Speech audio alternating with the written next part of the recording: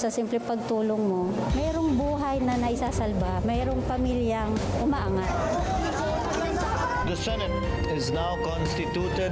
At ito ang mismong Chinese Coast Guard. Wala na pakinggan ni PBBM. 6 na milyong balotang gagamitin sa A to Z. Kumpleto tayo.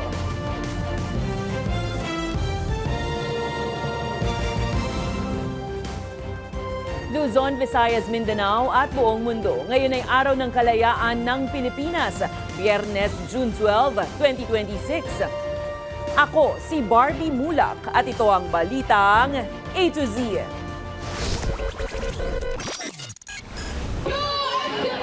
Kaliwat ka ng protesta, nakisabay sa paggunita ng araw ng kalayaan ng Pilipinas. Hindi ko gusto agawin yung posisyon ni Bongbong Marcos. Gusto ko makita ng taong bayan hanggang sa dulo kung gaano walang hiya si BBM. VP Sara Duterte, muling pinasaringan si PBBM. Alegasyong siya ang nasa likod ng planong pagpapatalsik kay Marcos, itinanggi. Komunidad ng Ateneo de Davao, binigyan ng madamdaming pagsalubong ang pag-uwi ng mga labi ng kanilang star athlete na si Rene Baterbonia. And in this, I feel I failed. I'm sorry. To the depth of my being.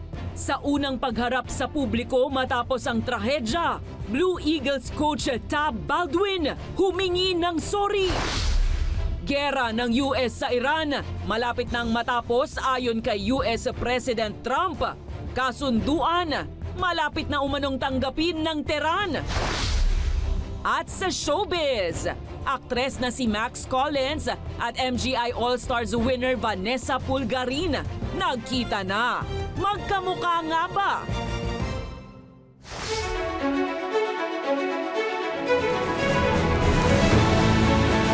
Magandang gabi, pambungad sa ating newscast.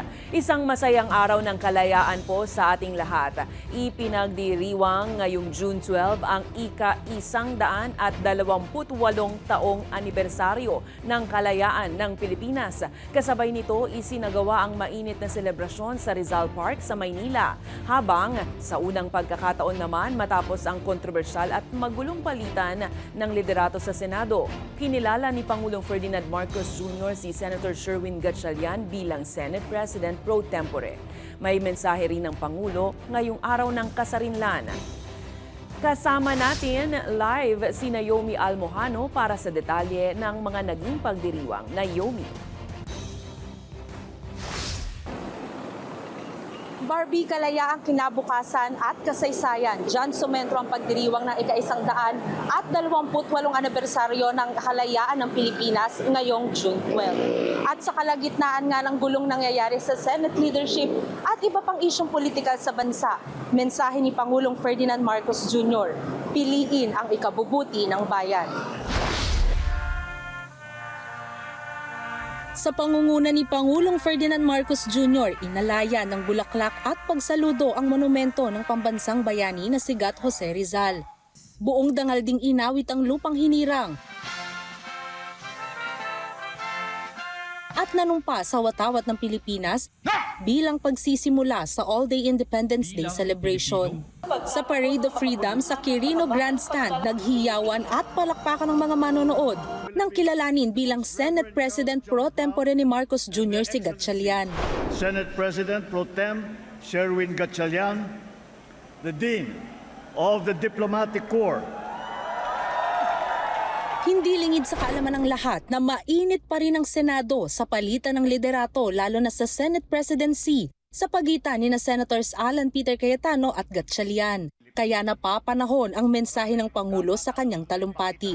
Na ang tunay na mga pinuno ay yaong nagsasakripisyo ng sariling interes para sa ikabubuti ng bayan. Lumaban ng patas sa araw-araw, huwag pagsamantalahan ang pinagpaguran ng iba. Nasa pagdiriwang din si House Speaker Faustino Bogie D. na siya namang pumalit sa pinsan ng Pangulo na si dating House Speaker Martin Romualdez at ngayon nakaharap sa akusasyon kaugnay ng flood control corruption. Sa bawat Pilipino, ito ang aking panawagan. Huwag po tayong mapagod na mahalin piliin at ipaglaban ang Pilipinas. Ipalalim natin ang ating kamalayan, maging mapanuri sa katotohanan. Bumida naman sa parada ang ilan sa mga tinaguriang modern-day heroes gaya ng mga bumbero, sundalo at kapulisan, Coast Guard at iba pang security assets ng bansa. Nagtanghal din ang iba't ibang grupo at pumarada rin ang mga float na nagbigay lalo ng kulay sa pagdiriwang. Sa San Juan City naman, nag-alay din ng bulaklak sina San Juan City Mayor Francis Zamora at Foreign Affairs Secretary Maria Teresa Lazaro sa dambana ng Pinaglabanan Shrine. Ayon kay Zamora, isa ang Battle of Pinaglabanan sa mga nagbigay ng hudyat sa mga Pilipino para lumaban at makamit ang kalayaan. Bibigyan namin ng kahalagahan ang kasaysayan sapagkat dapat nating tandaan na walang kalayaan kung walang pinaglabanan. Dahil ang pinaglabanan ay hindi lamang kwento ng isang labanan. Ito ay nagningas sa isang pambansang himagsikan. Sa Metropolitan Theater naman sa Maynila, muling itinanghal ng tanghalang Pilipino ang mabining mandirigma kasabay ng Araw ng Kalayaan. Binigyang musika ang naging buhay ng tinaguriang utak ng revolusyon na si Apolinario Mabini. Ipinakita rito ang tapang at talino ni Mabini bilang tagapagpayo ni dating Pangulo Emilio Aguinaldo at utak sa likod ng mga estratehiya at mga dokumentong nagpaalab sa himagsikang Pilipino. Barbie, mga ka-A to C, naging maayos ang pagdiriwang o pagdaraos ng Independence Day ngayong June 12 o ngayong Biyernes. Sa buong araw yan ng pagsasagawa ng aktibidad mula kaninang umaga hanggang ngayong gabi. At dito mismo sa Metropolitan Theater, masayang lumabas ng puno ng aral tungkol sa kasaysayan at sining ang mga manonood. At ito ngang musical act o musical play na Mabining Mandirigma, babae ang gumanap bilang Apolinario Mabini para nila mas mabigyan ng malakas na dinig ang kanyang karakter.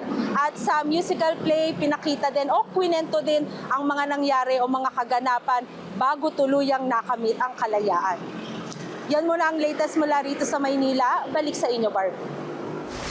Mabuhay ang Pilipinas. Maraming salamat, Naomi Almojano.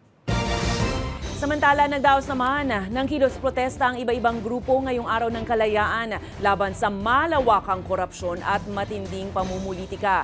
Hinarangan ng mga pulis ang mga grupong nagtangkang magsagawa ng demonstrasyon sa bandang US Embassy sa Maynila at todo rin ng seguridad sa Menjola. Ang balitang A to Z ni Ace Cruz. Mga kasama, nandito ang kapulisan na nanggugulo sa ating programa. Sumiklab ang tensyon sa pagitan ng mga relista at pulisya sa TM Calo Avenue sa Maynila makarang alisin ng mga nagpoprotesta ang barikada para isagawa ang kanilang Independence Day protest. Supilin yung kalayaan sa mga mahayag. Yan ang ating tinututulan at tayo ay nagagalit. Kaya inalis natin ang barbed wire. Sumasalamin sa pulisiya ng gobyerno ni Marcos Jr. na patahimikin ang taong bayan. Huwag ilabas yung saloobin, huwag ilabas yung saloobin ng mamamayan na magpahayag laban sa korupsyon, laban sa abuso sa kapangyarihan. Plano kasi ng grupo na magmarcha papuntang US Embassy para kastiguhin ang patuloy nilang panggugulo ng Estados Unidos sa iba't ibang bansa. Itinuloy pa rin nila ang maikling programa at kusa na disperse pasado alas 11 ng umaga. Pinanatili na ng mga kapulisan yung kanilang human barricade bukod pa doon sa karaniwang barikada ng mga barbed wire para maiwasan yung posibleng paglusot ng ilan sa mga magpoprotesta dito pa rin sa kahabaan ng TM Calao palabas ng US Embassy ngayong Independence Day protest. Tansya naman nila Police District, 500 tao ang lumahok sa protesta. Wala naman pong napaulat na nasaktan or malaking kaguluhan. Naging mapayapa po sa kabuuan. Tahimik naman ang sitwasyon sa Menjola sa Maynila, bagamat may ilang grupong sumubok na magprotesta. Pero agad silang naharangan ng mga barikada, mga kapulisan, container vans, truck ng bumbero at iba pa na nakapalibot sa entry at exit point sa Recto Avenue at sa Legarda Street. Una nang nagpakalat ang Philippine National Police ng halos 90,000 na kawani nationwide habang umiiral ang full alert status ngayong Araw ng Kalayaan. Para sa balitang A to Z, Ace Cruz. Kaugnay niya, nananawagan ng progresibong grupong bayan na wakasan na ang presensya ng mga dayuhang base militar, missile system at lumalawak kumanong operasyong militar ng Estados Unidos sa Pilipinas, kasabay ng paggunita ng Araw ng Kalayaan ng Pilipinas. Sa kanilang protesta sa Calao Avenue sa Maynila, ipinanawagan nila ang isang malaya at nagsasariling patakarang panlabas. Anila hindi pagganap na malaya ang Pilipinas habang nakadepende ito sa Amerika pagdating sa mga usaping panseguridad. At ang tunay na kalayaan ay nakasalalay sa pagkakaroon ng malaya at nagsasariling foreign policy. Hindi tunay na malaya ang bansa, lalo na yung Estados Unidos, talagang ang trato sa atin, parang kolonya pa rin. No? Imbakan ng kanilang mga armas, pagawaan ng kanilang war equipment, tapos tambakan ng kanilang mga tropang militar. Sa kabilaan ng mga protesta, naging mapayapa sa pangkalahatan ang Araw ng Kalayaan ayon sa pagtataya ng Philippine National Police. Dito sa Metro Manila, nasa 8,000 mga pulis ng NCRPO ang ipinakalat para sa pagbabantay sa mga aktibidad. Mahigpit ang seguridad sa mga sensitibong lugar tulad ng Menjola, Calao Avenue, Senado, People Power Monument, Luneta, US Embassy at Malacanang. Mahigit 1,000 pulis din ang itinalaga sa paligid ng Senado matapos may lumutang na mga ulat sa social media tungkol sa posibleng banta sa seguridad. Ayon sa NCRPO, ipinatupad ang heightened readiness, kasabay ang maximum tolerance at paggalang sa karapatang pantao ng mga nagrarally. Generally peaceful po yung assessment natin. Actually mas peaceful po sa general peaceful yung napaka-peaceful po, especially sa nangyaring parada at saka sa flag raising po kanina.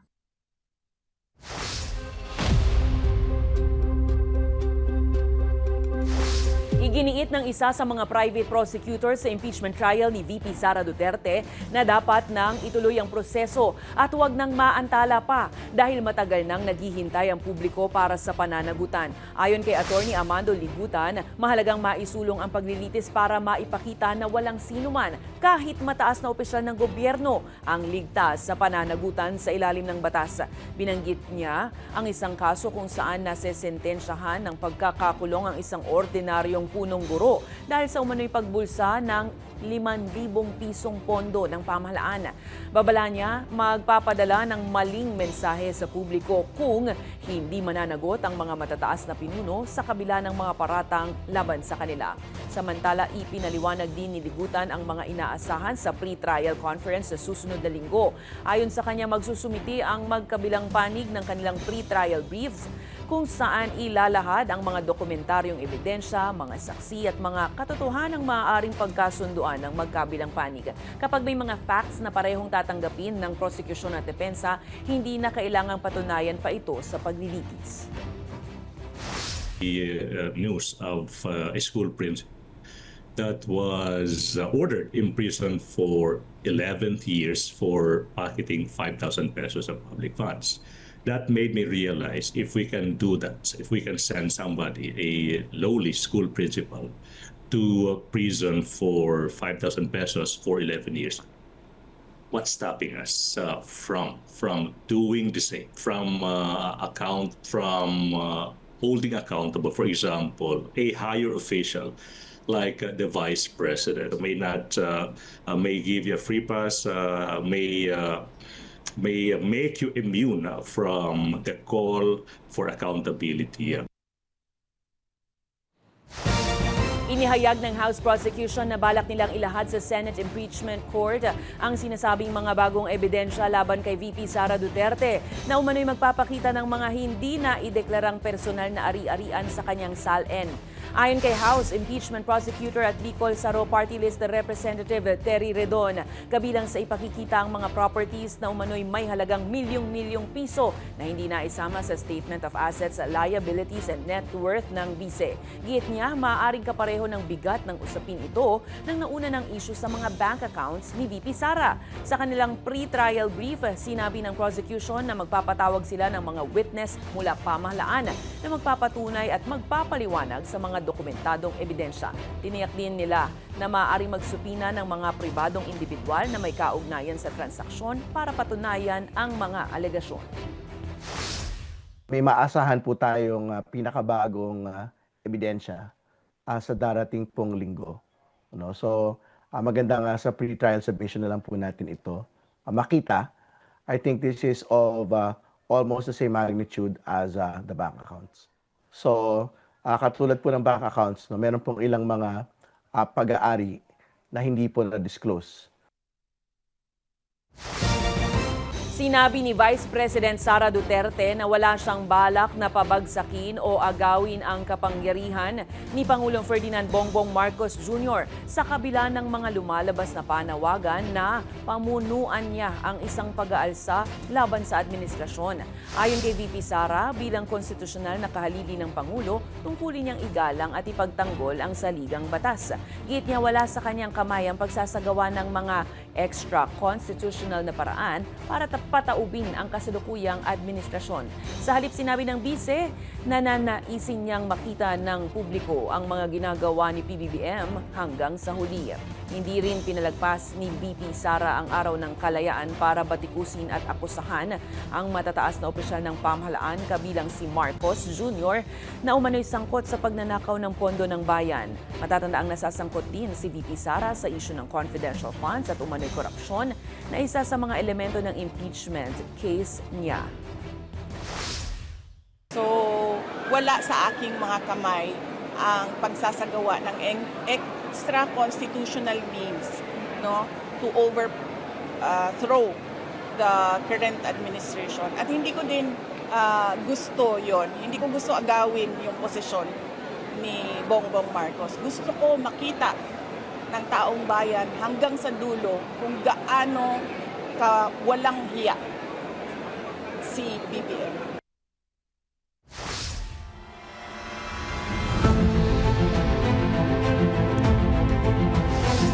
Iginiit ng Department of Foreign Affairs na hindi parusa o sanctions ang pinakamabisang paraan para lunasan ng hindi pagkakaunawaan ng mga bansa. Kasunod ito ng ipinataw na parusa ng China kay Defense Secretary Gilberto Guibo Teodoro Jr. Ayon kay Foreign Affairs Secretary Maria Teresa Lazaro, may soberanong karapatan ng China na magpataw ng ganitong hakbang pero hindi ito nakatutulong sa maayos na ugnayan ng mga bansa. Nauna na ang ipinahayag ng China ang pagpapataw ng sanctions kay Teodoro at sa kanyang pamilya, kabilang ang pagbabawal sa kanila na makapasok sa kanilang bansa at pagharang sa mga individual at organisasyon sa China na makipag-ugnayan sa kanila. Sa kabila nito, nilinaw naman ng kalihim na hindi isinasaalang-alang ng Pilipinas ang pagpapataw ng katumbas na parusa sa China. Hindi natin ginagawa yan. I mean, we've never imposed any sanctions. And kung meron man, then kung meron silang pagkakamali, then we have a diplomatic protest. Yun ang ginagawa natin. But we don't impose sanctions. Pag-iisip namin, diplomacy and dialogue is the best way.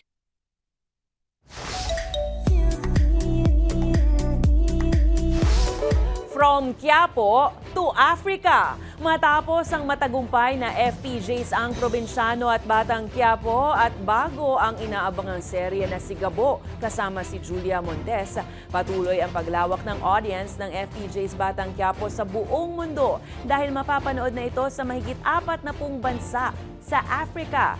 Kasabay ito ng patuloy na pag-export ng ABS-CBN ng mga pelikula at TV series sa iba-ibang bansa para sa mas malawak na global reach. Kilala sa international title na Gangs of Manila. Ipinalalabas ang serye sa pamamagitan ng Star Times Channel na may English, Portuguese at French versions para mas maraming maabot na manonood. Patuloy na sumisikat online ang serye na pinangungunahan ni Coco Martin bilang si Tanggol dahil sa malakas na engagement ng mga clips sa social media platforms. Kaya naman, another Filipino pride. Congrats, Coco Martin! Susunod, mga labi ni Rene Baterbonia na iuwi na sa Ateneo de Davao. Unang araw ng burol, pinilahan. Habang coach Tab Baldwin humingi ng tawad. At US President Trump binawi ang airstrike sa Iran. Peace deal. Totoo kayang malapit na? Abangan ang kumpletong ulat sa pagbabalik ng Balitang A to Z.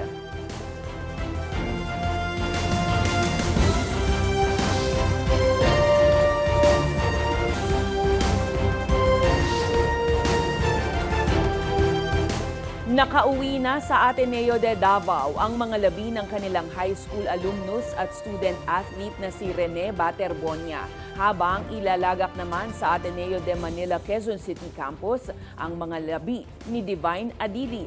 Sa harap nito, lumalakas ang panawagan ng pananagutan at sinserong pakikiramay at paghingi ng tawad mula sa liderato ng Ateneo.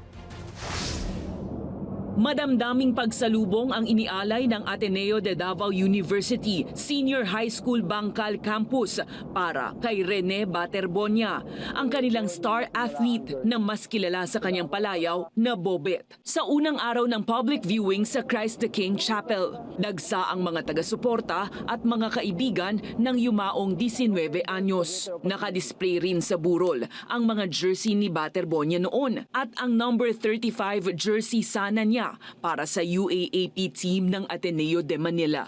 Sa social media, ibinahagi ng kanyang mga dating guro sa Talacogon Elementary School sa Agusan del Sur ang kanyang huling pagbisita at pakikipagkapwa sa kanyang paaralan. Sa gitna ng pagbuhos ng simpatya, nananawagan si Vice President at dating Davao City Mayor Sara Duterte para sa pananagutan mula sa Ateneo. Pakiramdam ko, kulang na kulang yung response ng Ateneo sa nangyari. Hindi lang kay Rene, no, doon din sa isang foreigner na player din ng Ateneo na namatay. Anya, tila may naging pagkukulang ang universidad sa pagkamatay ni Rene at kapwa student athlete na si Divine Adili. Actionable talaga yung nangyari. Hindi ko na lang gatungan yung pamilya kasi alam mo, yung mahirap yung pinagdadaanan nila ngayon. Una na ring pumirma ang mahigit 500 teachers ng Ateneo sa open letter para kay Ateneo de Manila President Father Roberto Bobby Yap para hilingin ang transparency at mas makataong pakikiramay at paghingi ng patawad. Masama rin ang loob ng student at alumni group sa Ateneo dahil anila ay binigo nito ang mga mag-aaral na ipinagkatiwala sa kanilang pangangalaga. Sa pahayag, sinabi ng Ateneo na pinayuhan nito si Blue Eagles head coach Tab Baldwin na manahimik muna upang mabigyan ng prioridad ang paghilom ng lahat. Naka-leave na rin sina Baldwin at ang team manager na si Epoch Quinto habang gumugulong ang investigasyon sa trahedya. Magpapatuloy hanggang June 14 ang lamay para kay Baterbonia sa Ateneo de Davao, habang ilalagak naman sa Ateneo de Manila College Chapel si Adili sa Sabado, June 13. Samantala, sa unang pagkakataon matapos ang trahedya sa dagat ng Aurora noong June 8, naglabas na ng pahayag si Blue Eagles head coach Tab Baldwin. Sa isang pre-recorded video message na ibinahagi ng Ateneo de Manila University ngayong Biyernes, isinalaysay ni Baldwin ang araw ng trahedya. Anya, nagsimula ito bilang isang routine training ng basketball team sa akala nila ay mababaw na katubigan. Pero nang makita na delikado na ang sitwasyon, ginawa nila umano ang lahat ng kanilang makakaya para sa kaligtasan ng mga manlalaro. Ngunit aminado siyang nabigo siya sa tungkulin na pangalagaan ang mga ito. Sa huli, humingi siya ng tawad sa mga pamilyang naiwan ni Rene Baterbonia at Divine Adili, maging sa lahat ng nasaktan at nangulila sa pagkasawi ng dalawang binata.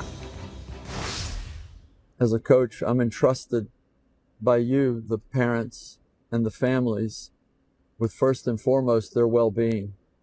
And in this, I feel I failed. I'm sorry. And I'm so deeply sorry to not just the families, but everybody that feels let down, somehow betrayed. And I pray that we all find some pathway forward.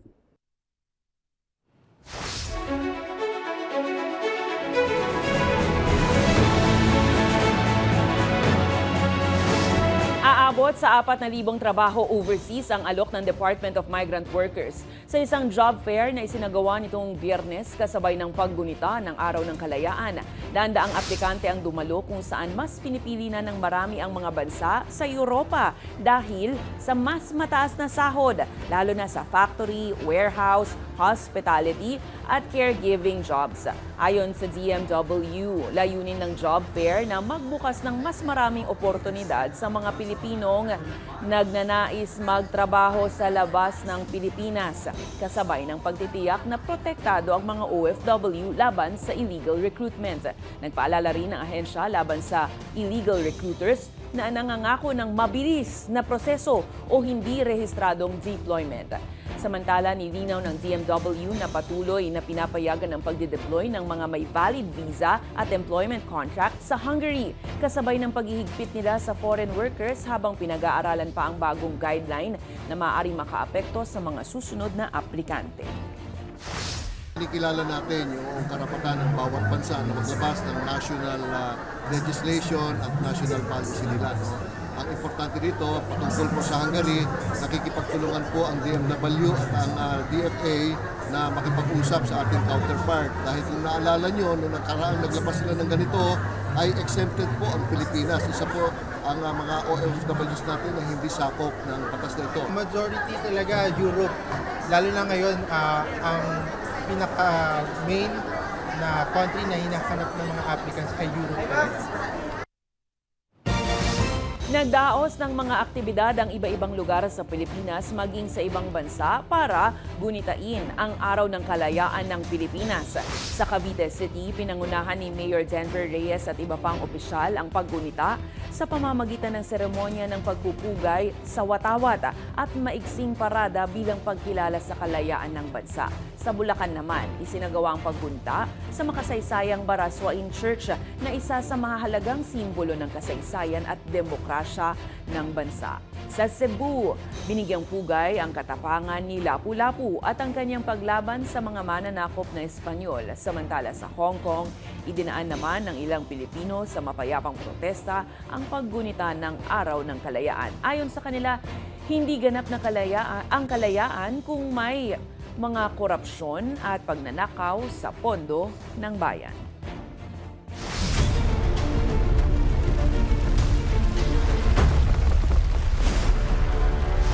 Patuloy na humaharap sa matinding hamon ang mga rescuers sa Mindanao, kasabay ng paghahanap sa mga nawawala matapos ang malakas na 7.8 magnitude na lindol noong Lunes.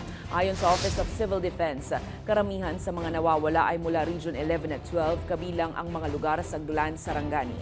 Gumagamit na rin ng helicopter at sea vessels ang otoridad para maghatid ng tulong sa mga malalayong komunidad at para palakasin ang relief at rescue operations. Makapipigil din ang malawakang sirang infrastruktura habang nananatiling isinasara ang ilang paliparan at pantalan sa mga apektadong lugar. Samantala, muling nilinaw ng Office of Civil Defense ngayong Biyernes na pumalo lang sa 46 ang naitalang nasawi matapos ang lindol. Ito'y matapos unang mailabas ang bilang na 55 sa mga naunang situational report. Paliwanag ng OCD, bunso dito ng nagpapatuloy na validation at verification ng mga ulat kaya nagkaroon ng mga update at pagbabago sa numero. Patuloy naman ang humanitarian assistance para sa mga apektadong residente.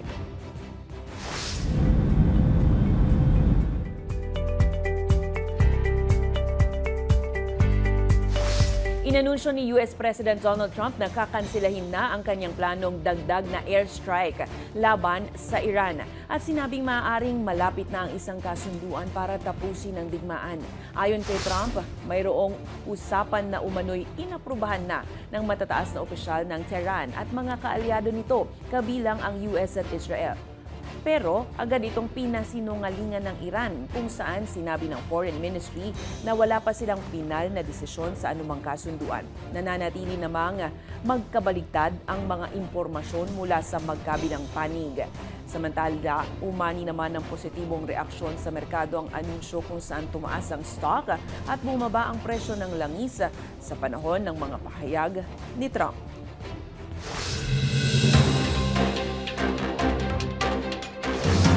Good news po mga ka-A to Z, may malaking ang tsansa ng pagbaba ng presyo ng diesel sa susunod na linggo sa kabila ng patuloy na tensyon sa pagitan ng US at Iran.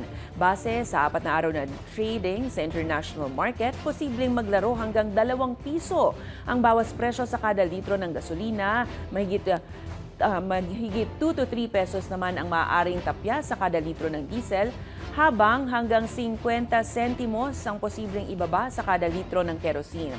Paliwanag ng Energy Department na nanatiling magulo ang galaw ng oil market na nagdudulot ng pagkakapantay-pantay ng presyo sa merkado. Samantala, nag-issue ng yellow alert ang Visayas Power Grid ngayong June 12 ayon sa NGCP.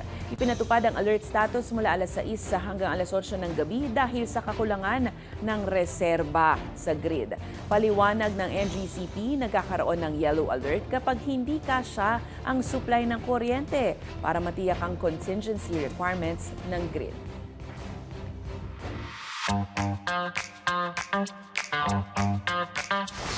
Hindi lang sa Pasko pero maging sa Araw ng Kalayaan, bilang bahagi ng pagdiriwang ng Philippine Flag Days, isang bahagi ng Jose Abad Santos Avenue sa lungsod ng San Fernando, Pampanga, ang pinailawan gamit ang mga parol na may disenyong hango sa bandila ng Pilipinas. Ramdam na ramdam ang kalayaan matapos gawin ng local na artist na si Marlon Tayag ang art installation na ito. Nakabilang ang mga disenyong may seal ng lungsod ng San Fernando, mga kulay ng watawat at ang 3 bituin at araw.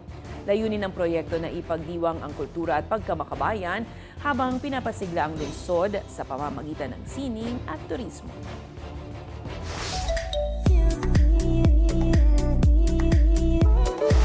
Tuloy-tuloy ang pag-arangkada ng karera ng American singer-songwriter na si Taylor Swift matapos tanghaling pinakabatang babae na na-induct sa Songwriters Hall of Fame sa isang seremonya nitong Huwebes. Tinanggap ni Swift ang karangalan sa edad na 36 kasabay ng pagpapasalamat sa kanyang pamilya habang pinipigilan ng kanyang pagluha.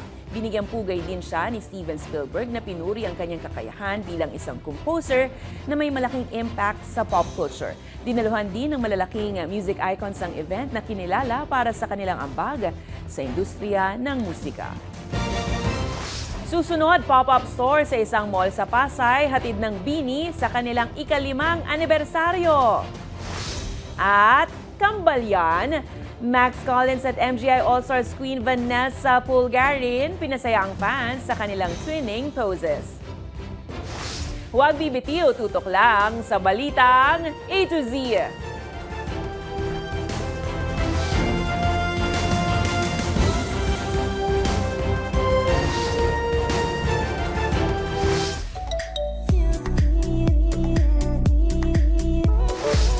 Double the beauty, double the vibes. Yan ang hatid ng tambalan ni Pinay actress Max Collins at MGI All-Stars Queen Vanessa Pulgarin ng Colombia nang ipagtabi ang kanilang mga mukha. Sa serye ng IG Reels at Photos, mapapadalawang tingin ka talaga dahil sa magkawangis na ganda ng dalawang beauties.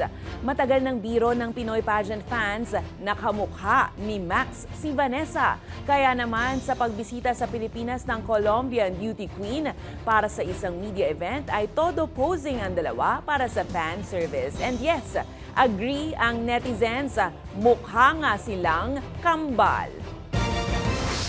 Ipinagdiriwang ngayon ng Nations Girl Group na BINI ang kanilang ika-5 anibersaryo sa industriya, kasabay ng pagbubukas ng kanilang kauna-unahang pop-up store sa SM Mall of Asia sa Pasay City.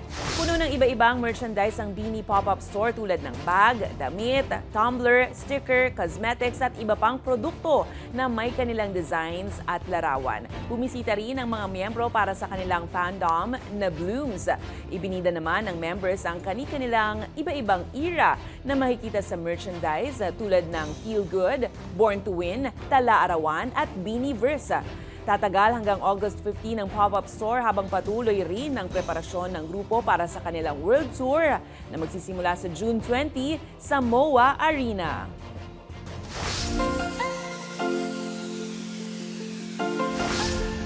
Araw nga ng kalayaan ngayon kaya marami sa atin naka-vacation leave. At paano kung sa araw nga naman ng pamamahinga, nakatulog na, nakaka-browse sa cellphone pero Facebook Live ka pa rin.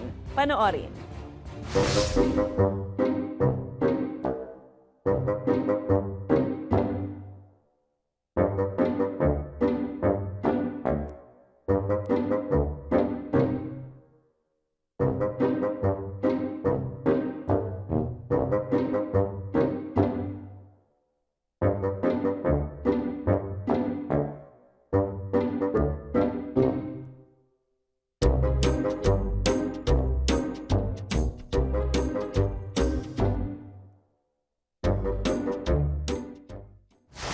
Yan, baka dahil dyan kaya medyo nagkaka-problema ang Facebook ngayon. Kung kayo po ay may kwentong kakaiba, mga kwento ng pag-ibig o storya ng inspirasyon at pag-asa, maaari itong ibahagi. Sumali sa ating Facebook group na Balitang A to Z, panoorin ang replay ng ating programa at sundan ang ating social media pages. Hanapin ang Balitang A to Z.